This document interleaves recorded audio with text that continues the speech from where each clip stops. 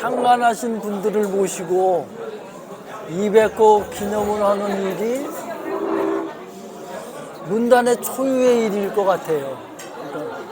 백낙정선생을 모시고 이렇게 창간 축하 모임을 한다는 게 참 드물고 기쁜 일입니다. 그런 점에서 창비는 우리 역사의 중요한 한 부분이고 지성사의 중요한 부분입니다. 흔히 민주화 운동에 관해서는 많이 얘기지만 저는 그것보다 더 중요한 게 우리의 지성사의 중요한 몫이라고 생각하고 그러한 역할은 앞으로도 세대를 달리하면서 계속될 거라고 생각을 합니다. 창비가 이만큼 참 한국 사회 또는 한국 지성계, 한국 문화에서 큰 영향력을 미쳤고 또 오늘 200호를 보니까 창비의 앞날이 우리 민족의 역사 문화와 함께 크게 발전하는 데 기여를 할 것 같아요. 창비 200호를 정말 자축도 하고 축하도 하고 창비의 앞으로의 25년을 아주 기쁘게 전망합니다. 안녕하세요. 백낙청TV 시청자 여러분. 저는 보현TV의 유튜버 보현입니다. 오늘 선생님 모시고, 백낙청 선생님 모시고 특별한 인터뷰를 하게 됐는데요. 1966년이죠. 선생님께서 처음 창작가 비평을 창간하신 지 이제 거의 60여 년이 흘러서 창작가 비평이 이번 여름호로 200호를 맞이했습니다. 너무 축하드립니다. 네, 감사합니다. 50년간 편집인이셨고 지금은 명예편집인으로 계시는 선생님 모시고 200호 기념 인터뷰를 하게 돼서 제가 무척 영광인데요. 이 개간지가 1년에 4번이 나오니까 25년마다 100호가 나오게 되는데 창비의 경우는 그동안 좀 굴곡이 있었잖아요. 80년에 폐간이 됐고 85년에는 출판사 등록 자체가 취소되는 그런 일이 있었죠. 그리고 87년 6월 항쟁 이후에 88년에야 복간이 돼서 57주년인 올해에 이제 200호를 맞이했는데요. 기쁘고 감사하죠. 감사하다는 게 그냥 의례적으로 하는 말이 아니고 창비는 창간 때부터 특히 조금 아까 말씀하셨지만 여러 가지 그 굴곡이 있었잖아요. 그럴 때마다 우리를 지켜주고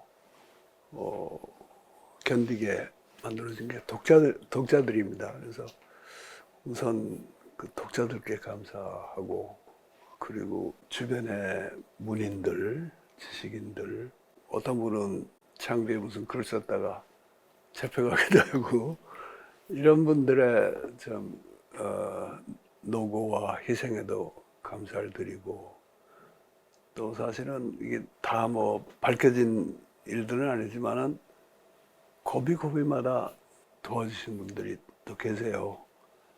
그래서 그 모든 분들에게 감사를 새삼 감사를 느낍니다. 네. 그럼 창간호 얘기를 먼저 해보겠는데요. 1966년이면 제가 태어나기도 전의 일입니다만 다행히 창비 50주년 기념 부록으로 이 창간호를 거의 똑같이 복각판으로 만든 게 있더라고요. 그래서 제가 한번 읽어볼 수 있었는데요. 소설이 2편 실려 있고요. 이호철 선생 그리고 김승호 선생의 소설이 실려 있고 비평문이 3개 그리고 서평이 3개 이렇게 실려 있어요. 지금의 창비의 구성과 그렇게 크게 다르지 않은 그런 구성이라는 걸 제가 알 수 있었고요. 그리고 맨 앞에 새로운 창작가 비평의 자세라는 무척 긴 글이 실려 있는데 이 글이 창간사에 해당하는 선생님이 직접 쓰신 글이잖아요. 네. 그래서 제가 이 글을 다시 읽어보니까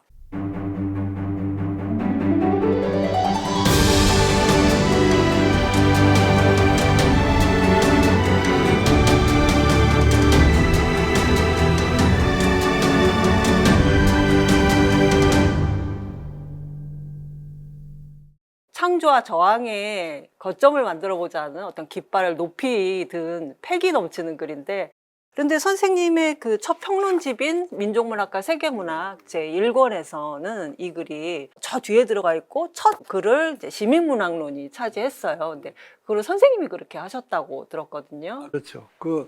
이 책으로 치면은 그 15면에 해당해요. 내가 다시 확인을 해봤는데 이게 이제 합본화원이에요. 네. 인간 해방의 논리를 찾아서라고. 근데 두 번째 책이 네. 절판이 돼가지고 같이 묶어서 냈는데, 그 묶어서 내면서 쓴 머리말이 있고, 그다음에 원래 썼던 머리말이 있어요. 네, 네. 원래 썼던 머리말에서 내가 사실은 그 창간허의 권둔업무는 너무 좀 그 약간의 그 뻥도 들어있고 하여간 그 논조 같은 것도 그 시점에서 이게 78년의 시점에서 올 때 마음에 안 들어서 이렇게 실까 말까 했는데 주변에서 권유를 하고, 그래서 권대 실지 않고 뒤에 실었다, 이제 그런 얘기를 하고요. 그 책에 이제 시민문학론이 있는데 그게 69년에 썼거든요. 네, 네. 거기를 잘 읽어보시면은 권둔 논문에 대한 아주 상당히 혹독한 비판이 대목이 하나 들어있어요. 그런 생각에는 난 변함이 없고요. 네. 근데 이제 그때도 글 자체의 됨됨이를 떠나서 나로서는 어떤 새로운 출발이 되고 또 좋은 분들 만나서 많은 걸 배우게 되는 그런 시발점이 됐다는 점에서는 그냥 버리고 싶지는 않아서 자기 싫었다 그랬는데, 지금도 그런 느낌입니다. 그 창간호하고 시민문학론 사이에 한 3년 반의 터울이 있는데, 나 자신은 그 3년 반 동안 특히 창비를 하면서 여러분들한테 많이 배우고, 또 그 시기가 나로서는 김수영 선생을 만나서 또 그분 돌아가시기까지 그 시기에 해당해요. 그동안에 상당히 학습이 많이 해서 권대 논문 때 그런 지금 말로 하면 이제 근대주의 같은 게 아주 짙었는데, 그 완전히 청산했다고 할 수는 없지만은 거기서 많이 벗어나고, 그래서 내 나름으로는 학습 진도가 빨랐다고 생각을 하고요. 예. 네. 그러네요. 네, 진도가 빨랐다고 생각하고, 그러나 그 학습의 계기를 만들어준 거는 창간호이고 창간호 권둔 논문이었다는 점에서 그 점에서는 누가 이렇게 좋게 말씀해 주시면은 고맙긴 해요. 어째서 이 권둔 논문이 나한테 이제 이렇게 내세울 만하지 못한지에 대해서는 이제 충분히 이제 납득이 가더라고요. 근데 그럼에도 불구하고 제가 그 선생님 글을 읽었을 때 그 글에서 저는 이제 가장 좋았던 것은 선생님께서 문학이라는 게 대체 뭐냐, 문학다운 문학이 뭐냐, 이런 고민을 굉장히 진지하게 하신 게 너무 마음에 와닿고 좋았거든요. 창작자와 이제 감상자에게 똑같이 이제 순수한 기쁨이라는 게 굉장히 중요하다는 걸 강조를 하셨는데, 저도 평소에 그런 거에 대해서 생각을 해본 게 있었어요. 창작 과정에서 그 작가 자신에게 이 과정이 굉장히 즐겁고 기쁘고 재미가 없다면 이거를 다른 사람들이 이렇게 봤을 때도 별 감흥을 주지 못한다는 생각을 제가 평소에 해와서. 창작의 과정이라는 게 어떤 사람에게는 무지 괴롭고, 그렇긴 하지만 그 괴로움 속에서도 보람이랄까, 그렇죠. 기쁨, 네. 이런 게 있어야지 네네네. 독자도 즐거운 거죠. 그렇죠. 아, 내가 이걸 했을 때 뭔가를 보여줄 수 있어라는 자신감이 어느 정도 있느냐에 따라서 그 작품이 당장은 인정을 못 받더라도 그거에 대한 자존심 이런 건 작가가 가질 수 있는 것 같아요. 자부심 이런 거. 그래서 저는 그냥 그거를 재미라고만 세뇌를 스스로 해왔는데, 선생님께서 말씀하신 이 순수한 기쁨이라는 표현이 훨씬 더 맞는 것 같다. 왜냐하면 책을 읽다 보면 그냥 마냥 행복해지는 때가 있는 거예요. 그래서 와, 이거를 선생님께서 그렇게 말씀을 하셨구나, 그렇게 생각을 해봤고요. 그리고 제가 생각할 때 그 선생님 비평의 특징은 역사의 단계에 맞는 어떤 비평의 기준을 그때마다 이렇게 연마를 해서 제시해 오셨다는 생각을 했거든요. 그래서 60년대는 사랑이나 자유와 네. 같은 의미의 시민의식을 기준으로 제시를 하셨고, 70년대부터는 이제 우리의 민족적 현실에 부응하는 민족문학이라는 개념을 이렇게 제시를 하셨는데, 제 생각에는 그게 이제 다른 게 아니라 우리 사회와 인간에 대한 좀 정확하고 원숙한 관점을 좀 갖자, 이렇게 제안을 하셨다고 저는 받아들였어요. 이번에 제가 창작가 비평 200호 특집 특집 인터뷰가 실렸잖아요. 그래서 장애인, 플랫폼 노동자, IT 기술자, 그리고 농민, 기후위기 행동, 젊은 기자와 국회의원, 그리고 와다하루키 선생님까지 8분야를 선정한 그것도 되게 좋았지만 글이 너무 좋더라고요. 그래서 에세이 같다고 할까요? 인터뷰인데 인터뷰 질문자의 내면이 드러나는 글쓰기여서 그런 방식으로 하니까 이렇게 오히려 상대방의 전체적인 모습이 굉장히 이렇게 쉽게 받아들여지게 되고 이거 자체로 굉장히 훌륭한 문학이다. 그래서 너무 행복한 거예요, 읽는데. 그래서 이런 게 바로 선생님이 창작과 비평 모두에 요구하신 원숙한 관점이라는 게 여기 녹아있는 게 아닐까 그런 생각이 들었고, 원래 우리 전통에서 문이라 그러면은 순문에만 얘기하는 게 아니잖아요. 네네. 그 훨씬 더 문학에 대한 개념이 폭넓기도 하고 다양한데, 나는 그 순문회라는 거는 결국은 서양에서 들어온 개념이라서 거기에 얽매이지 않는 게 좋다고 봐요.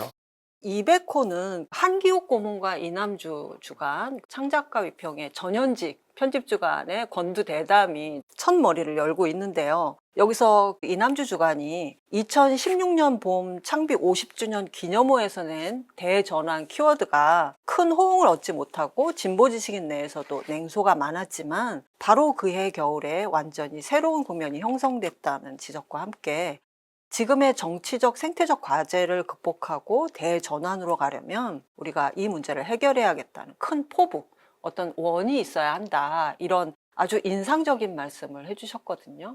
선생님께서는 여기에 대해서 어떻게 생각하시는지? 물론 동의하죠. 창비의 주간직을 맡았던 분이 많아요. 여러 있어요. 네. 근데 그 전에 주간들은 내가 편집인을 하면서 이제 나하고 같이 일하는 주간이었는데 2015년 말에 내가 편집인을 물러나서 처음 주간이 된 분이 한기욱 선생이고 네. 그가 6년을 하고 다시 물려받아서 지금 하고 있는 이가 이남주 주간인데, 이들은 말하자면 편집인 중심제가 아닌 편집인은 그냥 형식상으로 발행인이 겸하게 돼 있고 완전히 책임지고 편집하는 정권을 지셨군요. 예, 정권을 지은 건데, 그 대담의 내용도 뭐 지금 말씀하셨듯이 원을 크게 세우고 그러면서도 구체적인 실천은 정말 이 현실에 우리 뿌리박고 두 발로 서서 하자, 그런 논지도 좋고 또 중요한 내용이 많이 있지만은 나는 참 흐뭇했던 게 더 빨리 물러섰어야 되지 않나. 잘들 하고 있구나. 그리고 이들이 이 글만 읽어도 알지만은 굉장히 헌신적일 뿐 아니라 자기 나름대로 소신을 갖고 하는 분들이에요. 예. 그래서 그런 점에서 참 흐뭇했고요. 200호 전체 구도에서 보면은 특집의 인터뷰들이네요. 형식이 좀 독특하죠. 네. 지금 말씀하셨듯이 그냥 문답식이 아니고 인터뷰를 한 분이 자기 글로 이렇게 정리하면서 저쪽 말씀 인용하고, 그것도 좋았지만은 대부분이 현장에서 활동하는 분이에요. 네, 네. 와다하루키 선생 같은 분은 나하고 동갑이지만은 그분도 지금 뭐 우크라이나 전쟁 즉각 휴전 정전하자 그런 운동을 비롯해가지고 정말 현장 활동가나 다름없는 학자이고 청년 활동가들도 많잖아요. 네네. 예. 그래서 그런 점에서 참 신선하고 힘이 있고 좋은데, 창비 담론과의 일관된 연속성이라든가 그런 것은 이런 인터뷰에서 기대하기가 좀 어려운데, 그 빈자리를 메워준 게 원임 시인 주간들의 네, 네. 대화가 아니었나. 그래서 전체 구성도 좋았고 내용도 좋고 하여간 난 이번 200호를 받고 정말 흐뭇했어요. 그리고 저는 그 대담에서 그 한기욱 고문이 말씀하신 부분이 있었거든요. 젊은 세대의 문학이 서구의 이론과 작품을 많이 참조하는 반면 우리 전통의 사상적, 언어적, 역사적 자원에는 다른 대중예술에 비해서도 관심이 적다, 이렇게 지적을 하셨는데 저도 굉장히 공감을 많이 했고요. 창비가 좀 이런 부분을 이끌어줬으면 좋겠다, 그런 생각을 해봤습니다. 근데 물론 창비에서 아주 중요시하는 작가가 시인이나 작가들 중에서도 많지는 않아요. 숫자로 치면은 소수인데 한기욱 선생 얘기는 특히 우리 문학 담론을 염두에 둔 게 아닌가 싶어요. 문학 평론을 보면은 창비처럼 우리의 사상적 자원에 관심도 갖고 현실 문제에도 관심을 가지면서 작품 자체를 중시해서 작품력을 주라는 게 드물고, 이게 젊은 평론가들한테도 그런 패단이 많이 보이는데, 외국 이론 갖다가 서론 비슷하게 해놓고 거기에 맞춰서 작품을 해설하고 또 풀이해가는 그런 경향이 굉장히 많아요. 근데 그거는 우리 문학 교육이 잘못되어 있기 때문에 그런 것도 있죠. 대학의 국문학과라든가 뭐 문학 교육이 대체로 그런 식이고 외국 이론 중심으로 되어 있고 정말 근대주의에 푹 빠져 있고 근데 그게 꼭 지금 우리나라에서 문학만 그런 건 아니고요. 각계각층이 다 그렇잖아요. 그래서 이게 이제 어떤 의미에서는 점점 심해져 가지고 우리나라 현실을 얘기할 때 무슨 기득권 카르텔 그런 얘기를 하는데, 학계와 지식인들, 언론 여기에 종사하는 사람들이 상당수가 많은 사람들이 이 기득권 카르텔에 편입이 돼 가지고 자기도 모르게 그런 그 길을 가면서 편안하게 기득권 누리고 평론가 대접받고 교수 대접받고 언론인 대접받고 이러고 살고 있는 건데요. 그래서 이거는 문학뿐 아니라 모든 분야에서 창비가 엘리트 카르텔과의 싸움을 더 좀 활발하게 해야겠다 그런 생각이 들고. 간단한 문제가 아니네요. 예. 좀 전선이 굉장히 넓은. 근데 우리 이백호가 그런 결기를 좀 보여줬다고 나는 생각해요. 네, 맞습니다. 네. 선생님께서는 그동안 이제 창비를 통해서 분단 체제론 그리고 근대 이중과제론과 같이 우리 문학과 사회를 동시에 관통하는 이제 담론을 발표를 해오셨는데요.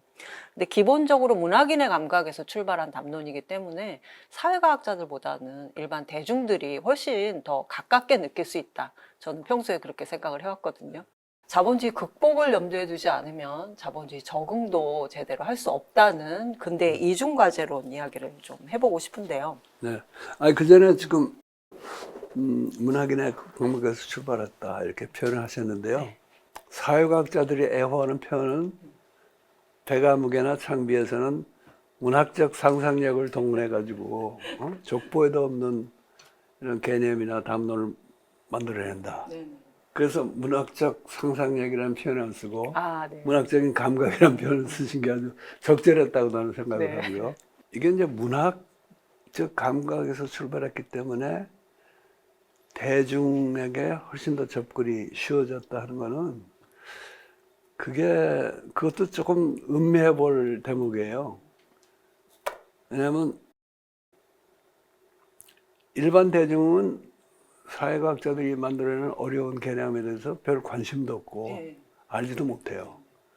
그러나 그런 세계에서는 창비 담론이 진짜 어렵고 이게 무슨 말인지 모르겠다. 자기들끼리 익숙한 그런 얘기가 쉬운 거예요, 그들에게는. 그래서 대중에게 접근이 가능하다는 것은 사회과학적인 담론을 우리가 참 문학적인 감각을 갖고 알기 쉽게 재미있게 풀어서 하는 그런 차원이 아니고, 사회과학자들이 자기만 아는 개념들, 지들끼리만 통하는 개념을 제출해 놓고 그런 담론에 빠져서 대중은 뭐 알아듣든 말든 관심을 안 갖는 데 비해서 우리는 문학인의 또는 뭐 인문적인 소양이라고 해서 좋죠. 인문적인 그런 교양을 바탕으로 우리 현실을 바로 보면서 거기서 어떤 담론을 개발하고 하니까 그게 뭐 딱 쉬워서가 아니고 하여간 대중들에게는 그래도 야 이건 뭔가 우리하고 관계가 있는 얘기로구나 해서 내가 바라건대는 대중적인 설득력이 점점 더 커져가고 있지 않은가. 네, 그렇습니다. 그래서 근대 이중과제론이 사실은 이제 우리가 살고 있는 이 자본주의 시대에 관한 얘기잖아요. 재벌의 형성 과정을 보면 처음에 시작이 정부의 온갖 특혜를 받으면서 시작을 했잖아요. 그래서 몇몇 기업이 기간 산업에서부터 금융 부문에까지 진출을 했고, 그다음에 IMF 시기를 거치면서 좀 옥석이 구분이 된 다음에 최근에는 이제 글로벌 기업들이 나타나면서 우리나라 경제를 이끌어가는 중추가 됐는데, 이것만 보면 굉장히 우리나라가 성공적으로 자본주의에 적응을 했다 이렇게 말을 할 수도 있을 것 같아요. 그런데 한편으로 우리나라 경제에 굉장히 큰 문제점이 여기서 다 나온다고 생각이 되거든요. 그러니까 재벌이 돈과 인재를 모두 독점하고 사업 영역까지도 이제 중소기업의 영역까지 다 침투를 하니까 대기업이 아니면 살아남기 어려운 그런 상황이 됐고요. 대기업과 그 중소기업 노동자들의 임금 격차, 소득 격차도 점점점 더 벌어지고 있습니다. 제가 경제는 잘 모르지만 이런 상태에서는 새로운 기업이 나타나기도 힘들고, 그렇다고 해서 모든 사람이 다 대기업에 취직해서 거기다 또 평생 고용이 보장되는 것도 아니잖아요.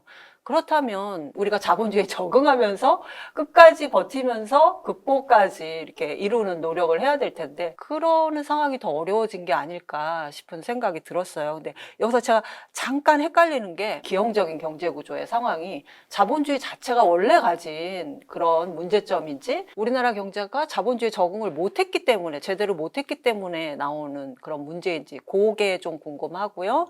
제대로 된 자본주의 경제를 지향하는 노력이 극복을 위한 노력의 어떤 동력이 될 수 있는지, 그것도 좀 궁금하거든요. 이중과제라는 게 두 개의 과제를 동시 병행한다는 게 아니라 그게 이중적인 단일과제라는 뜻 아니에요? 그러니까 극복을 하려는 노력이 없으면 적응도 제대로 못하고, 적응을 또 해나가면서 살지 않으면 극복 운동이라는 게 무의미해지는 거예요. 전혀 실효성이 없어지는 거고.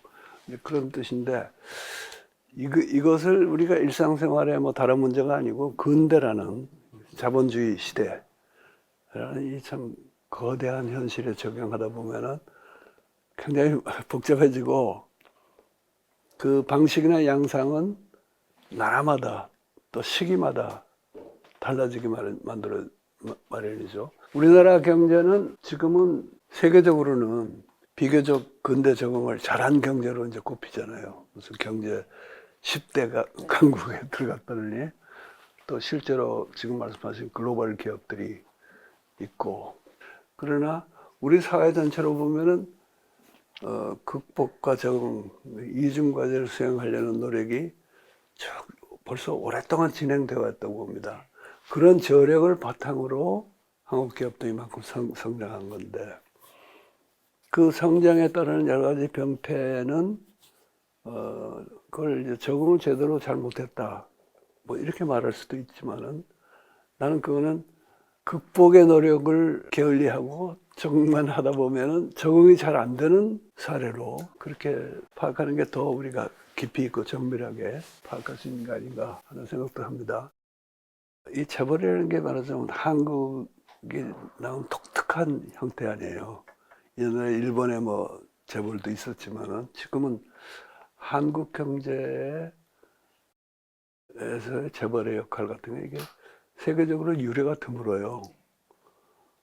그래서 이 재벌이 어떻게 형성되고 어떻게 발전했고 지금 어떤 기능을 하고 있는가, 이런 거에 대한 좀 구체적인 인식을 가지고 뭔가 그럼 앞으로 어떻게 하겠다는 그런 방안이 없이 그냥 재벌 저것들 참 나빠 이러고 앉아 있으면은 답이 안 나올 것 같아요. 근데 우리가 재벌 역하지만은 그러니까 대기업을 경영하는 인사, 재벌 총수라든가 이런 사람들을 보면요,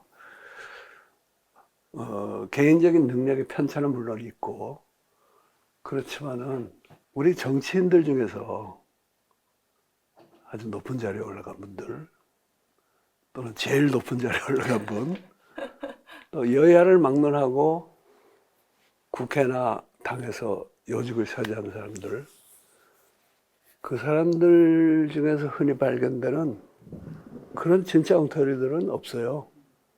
왜냐? 그런 엉터리가 기업을 경영하면 망하게 돼 있거든. 기업은 부도가 나요.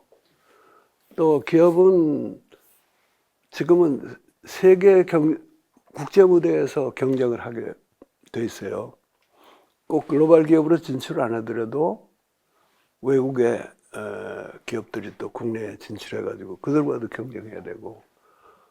그런데 정치인들은 우리나라 기득권자들에게 유리하게 설계된 선거법, 정당법, 국회법 이런 것에 보호를 받는 가두리 속에서 지들끼리 하니까 별별 엉뚱한 친구들이 다 나타나가지고 지금도 떵떵거리면서 살고 있잖아요. 그래서 난 이게 무슨 정치 혐오를 조장하자고 하는 말은 아니지만은 우리 경제계가 그래도 현재 정치계에 비하면은 좀 나은 면이 있다 하는 걸 인정을 하고 그러고서 비판하는 게 옳을 것 같고, 또 하나는 이제 그 이중과제론하고 분단체제론이라는 게 밀접한 관련이 있는데, 재벌의 형성 과정은 분단과 남북 대결을 전제로 한 개발 독재, 그 시대에 태어난 게 재벌들이고,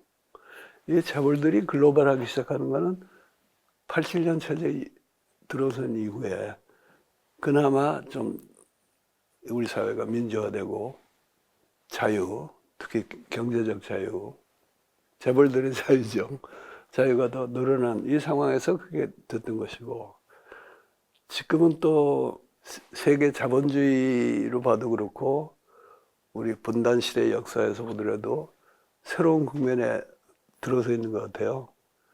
그래서 옛날식 그 재벌 그대로 운영해 가지고는 힘들어지는 시대가 아닌가. 그러니까 지금 이제 다 망하거나 한국 경제 포함해서 재벌들이 다 망하면 우리 경제 망하게 돼 있어요. 지금은.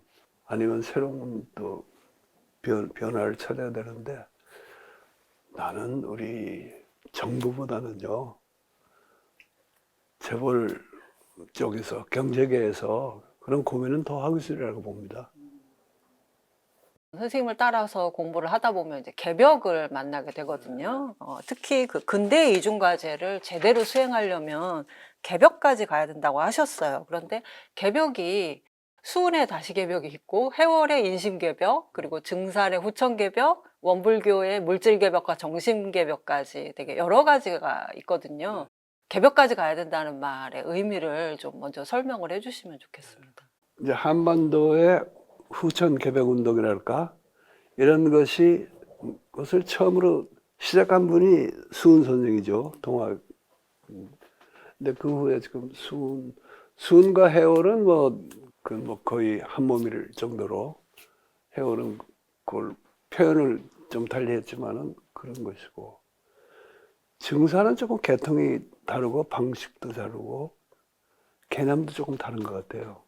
그러니까 계통으로 말한다면 이분은 수은의 다시개벽을 그대로 이어받았다기보다는 김일부 선생의 그러니까 정역에서의 후천, 선천 그 영향을 많이 받고, 그 다음에 증산을 추종하는 분들은 증산과 수은이나 소태산은 이게 격이 다르다고 봐요. 그러니까 증산은 상제님 자신이고, 나머지 성인이라고 해주고 성현들은 어떻게 보면 하늘이 보내신 분까지는 했지만은 하느님 자신은 아니라 이렇게 보는데, 증산 그분은 후천 개벽을 위해서 천지 공사를 하고 해원 상생에 그런 공사를 하셨지만은 사회 운동을 펼칠 생각은 안 하신 것 같아요. 그런데 그 수은이나 해월의 종교적인 통찰과 사회운동으로서 성격을 이어받으면서 그걸 이제 불교하고 연결시키고 또 자본주의 시대에 대한 굉장히 심도 있는 통찰을 갖고 지금 물질이 개벽되는 시대니까 물질이 개벽되니 정신을 개벽하자 하는 형태로 후천 개벽운동을 이어간 분이 소태산 박중빈 원불교 창시자 그분이라고 보거든요. 조금씩 다른데 내가 이중과전을 제대로 수행하려면은 개벽까지 가야 된다고 하는 얘기는 그동안에 이제 이중과제론 추구해온 아주 대표적인 세계사적인 동력은 막스는 무조건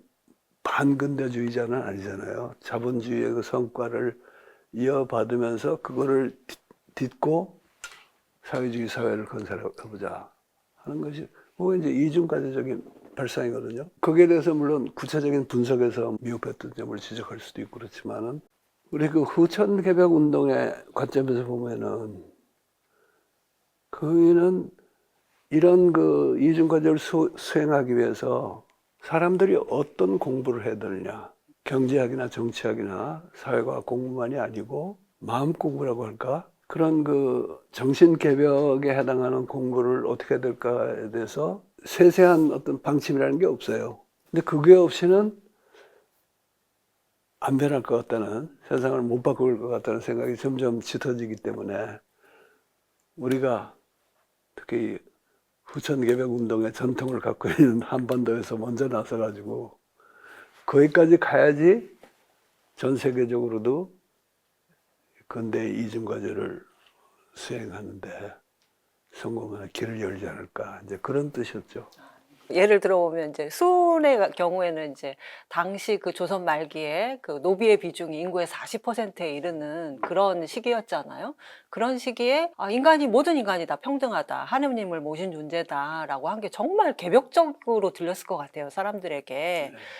그리고 실천도 하셨잖아요. 두 여종을 그렇죠. 한 사람은 며느리로 드리고 한 사람은 딸로 이렇게 드리는 어떤 인간관계를 바꾸는 본을 직접 수은이 먼저 보이셨는데, 지금 우리에게 어떤 개벽적이다라는 것은 정말 자본주의 이외에 대안은 없다라는 생각을 버리는 것, 우리가 충분히 극복하고 다른 체제로 갈 수 있다는 어떤 그런 믿음을 사람들이 다 갖는 그것을 선생님 말씀하시는 개벽이라고 생각을 해도 될까요? 개벽의 일부죠, 그게 다. 그래서 수은이 노비만 해방시킨 게 아니고 남녀 차별, 그렇죠. 적서의 차별, 신분의 차별, 그리고 그동안의 종교들이 다 지내왔던 성 속의 차별, 성과 속의 차별, 이걸 다 없애버렸잖아요. 그리고 원불교의 소태산 대종사, 이분도 그 사상을 근본적으로 이어받으면서 불교도 원래는 평등 종교 아닙니까? 네. 평등. 그 불교하고 융합을 시켰고, 이제 자본주의 시대의 특징은 법률 앞에서는 다 평등해요. 네. 네. 그 말로는 남녀 평등이라 그러고 뭐 인종차별도 그거는 나쁜 걸로 돼 있고, 그러나 현실이 그렇지 않고 이 현실을 바꿀 수 없게 만드는 게 빈부격차, 그리고 부에 대한 소수의 그 과점, 이런 거니까 지금은 그런 원칙을 내세우고 내가 개인적으로 좀 노비를 해방시키고 하는 건 안 되고, 물론 수은 선생도 그것만 하신 분은 아니고 엄청난 사회운동을 시작해가지고 드디어는 동학 농민전쟁까지 가잖아요. 그런데 지금은 이 자본주의라는 수은 선생이 당면했던 현실보다는 더 좀 복잡하고 좀 간교한, 네. 깨닫기가 어려워요. 네, 간교한 이 현실에 맞는 개벽운동을 할 때가 아닌가 생각합니다. 개벽이 좀 낯설기도 하지만 조금 이렇게 듣다 보면 우리나라 사람이라면 누구나 그런 개벽이 어떤 것이겠다라는 그런 느낌은 좀 갖고 있기 때문에 좀 훨씬 쉽게 다가가지 않을까 그런 생각이 듭니다. 선생님께서 그 올 초에 발표하신 신년 칼럼을 제가 봤거든요. 근데 거기서 선생님이 마지막에 이렇게 말씀을 하셨어요. 행인지 불행인지 우리는 촛불혁명의 와중에 변칙적으로 대두한 정권과의 대결이라는 비교적 선명한 목표를 갖게 되었습니다. 한반도와 인류사회 전체의 대혁신, 대전환에 결정적으로 기여할 복된 시기를 사는 영광을 누리고 있는 것입니다. 그러면서 여기서 그 촛불혁명이 동학혁명과 3.1혁명과 같은 부천 개벽운동이다 이렇게 말씀을 하셨는데 촛불혁명과 개벽의 구상 선생님이 생각하시는 건 어떤 건지 좀 부탁드립니다. 내가 전부터 얘기했지만은 윤석열 정권의 등장은 촛불혁명의 와중에서나 가능했던 사건이고 그전 같으면은 그런 사람이 우선 국힘당의 공식 후보가 되기도 어렵죠. 이거 굉장히 그것도 특수한 상황인데 그런 의미에서도 변칙적이지만은 내가 이제 변칙적이라고 할 때는 이거는 변칙적 사건으로 변칙적 사건인 거는 쉽게 말하면 해프닝이란 말이거든요. 이게 빨리 해프닝으로 끝내야지 되겠다는 그런 의지를 담았던 건데 과연 그렇게 될지 안 될지는 뭐 지켜보는 도리밖에 없죠. 나는 2016년, 17년에 촛불 대항쟁으로 87년 처녀는 끝났다고 봅니다. 물론 그때 87년에 제정한 헌법을 그대로 우리가 못 바꾸고 있지만은 성문 헌법에 어떻게 쓰였냐 그거 자체가 중요한 게 아니고 헌정의 실질적인 양상이 촛불 항쟁 이후에 확 달라졌고 지금은 다시 원점으로 돌아가는 것 같지만은 원점으로 돌아가는 게 아니라 원점 이전으로 더 나쁜 상태로 돌아가고 있어요. 그래서 이거는 87년 체제가 그래도 비교적 정상적으로 작동하고 있을 때 이명박이나 박근혜 정권이 등장하면서 일어난 퇴행적인 사건하고는 다르다. 박근혜 정권은 물론 5년을 다 못 마쳤지만 어쨌든 한 9년 동안 계속된 그 시기하고 촛불 대항쟁 이후의 시기에 일어난 이 사건은 전혀 다른 성격의 사건이다. 이걸 이제 인지하자는 그런 뜻이 담겨 있습니다.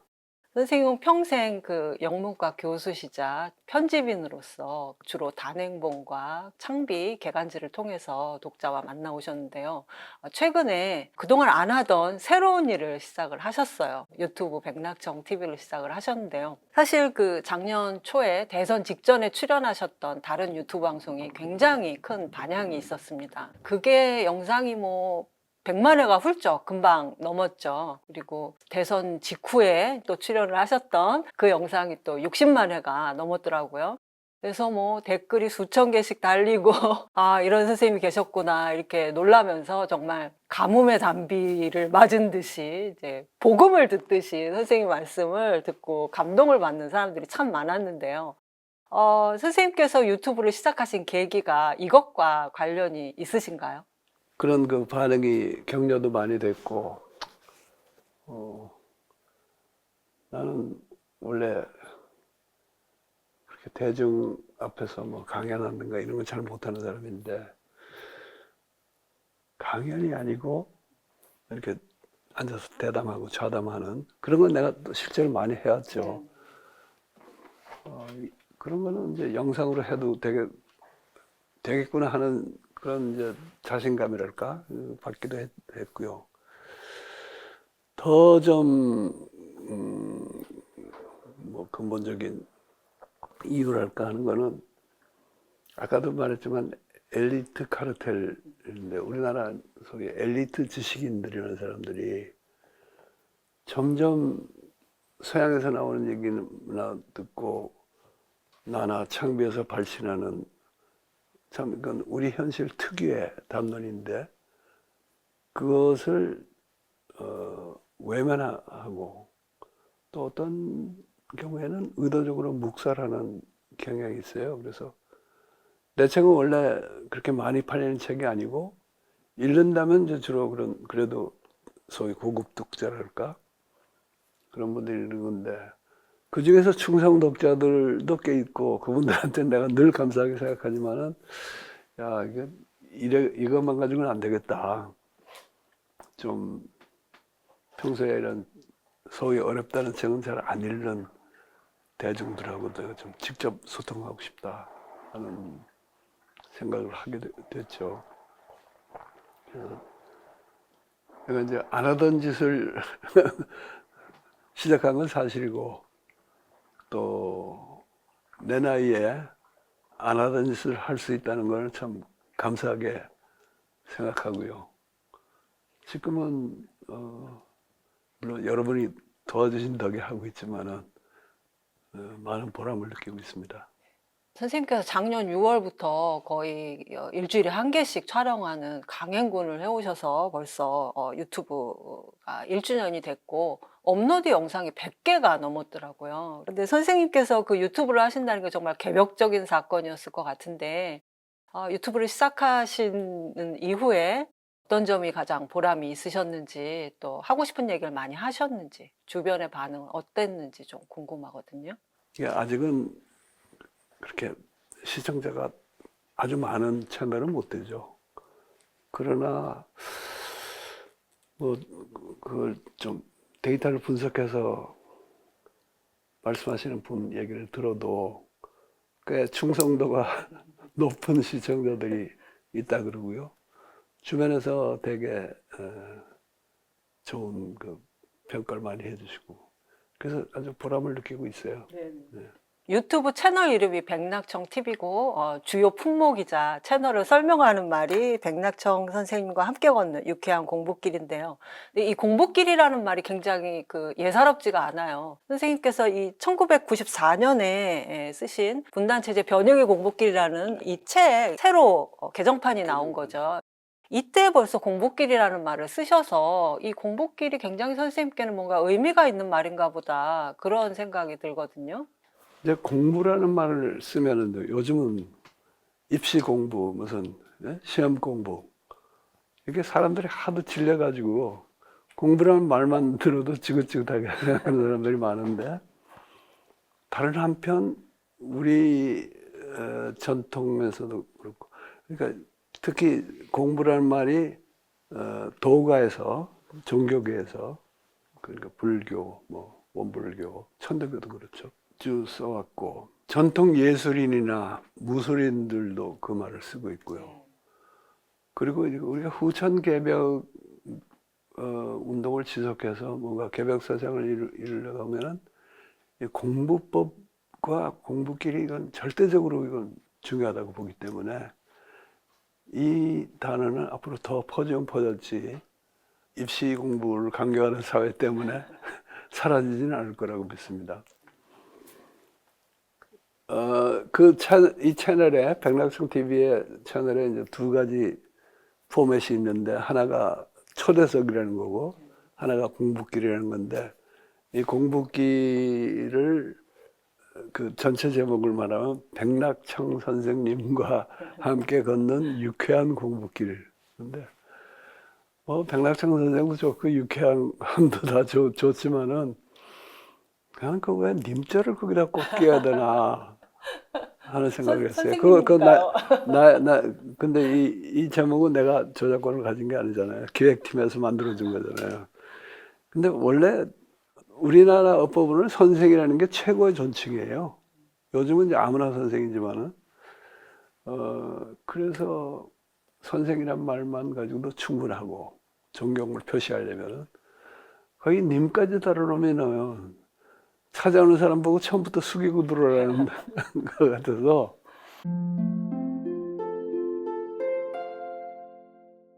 제가 그 선생님의 책 문명의 대전환과 후천개벽이라는 책을 읽다가 눈에 이렇게 쏙 들어온 구절이 있었는데요. 진정한 예술 작품이 하나 탄생할 때마다, 아니 그런 작품을 후래 대중이 반가이 수용할 때마다 크고 작은 정신개벽이 이루어진다고 생각한다. 이런 글을 읽었는데 이 유튜브 공부길이 선생님께 혹은 또 같이 공부길을 걸으실 시청자분들께 그런 정신개벽의 공부길이 아닐까 그런 생각을 제가 해봤습니다. 우리가 개벽이라 그러면 정신개벽 그러면은 또 너무 어렵게 생각하는 경우가 있어요. 수은이나 소태산 같이 대각을 해야지만 도달할 수 있는 경지가 아닌가 이렇게 어렵게만 생각하는데, 우선 이제 소태산 교법의 특징은 당신은 어렵게 참 고행을 해가지고 거기에 도달했지만은 누구나 거기 열애가 되고 대각을 할 수 있는 공부법을 아주 세밀하게 제시했다는 그 특징이 있고요. 나는 이제 문학하는 사람으로서 생각하는 거는 그런 대각이라든가 완전한 열애의로 승급하는 그 경기까지 안 가더라도 우리가 살면서 어떤 순간, 특히 예술의 경우에는 진정한 예술 작품이 탄생하는 순간이라든가 또는 그 탄생한 순간을 누가 수용해가지고 그 시인이나 작가나 또는 작곡가, 음악가가 도달했던 그 경지를 자기가 체감할 때 적어도 그 순간만은 정신개벽에 다다른 게 아닌가. 그래서 이런 것이 많이 쌓이는 것도 중요한 공부가 아닌가 이런 생각을 해요. 그런데 지금 시대는요, 그런 개념을 인정을 안 하잖아요. 똑똑해서 시험 잘 치고 뭐 돈 많이 벌고 출세하고 그러는데 무슨 그런 그 예술 작품이나 또는 다른 행위를 통해서 할 수도 있죠. 다른 행위를 통해서 그런 정신개벽에 다다른다 그러면 뭐 그런 게 어디 있어? 그리고 예? 뭐가 중요해? 이렇게 생각하는데 그게 지금 몇몇 사람들의 냉소적인 그게 아니고 이 사회의 지배 이념이 되어가고 있어요.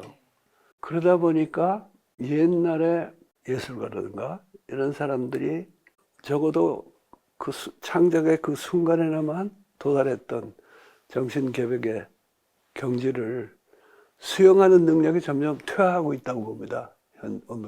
오늘날은. 그래서 사실은 그런 차원에서 수용해야 할 위대한 작품도 지금은 그냥 뭐랄까 힐링의 수단으로 사용해서 거기서 힐링 받아가지고 더 사익 추구에 더 열심히 나서게 만들어주는 그런 도구로 바뀌고 있는 면이 있어요.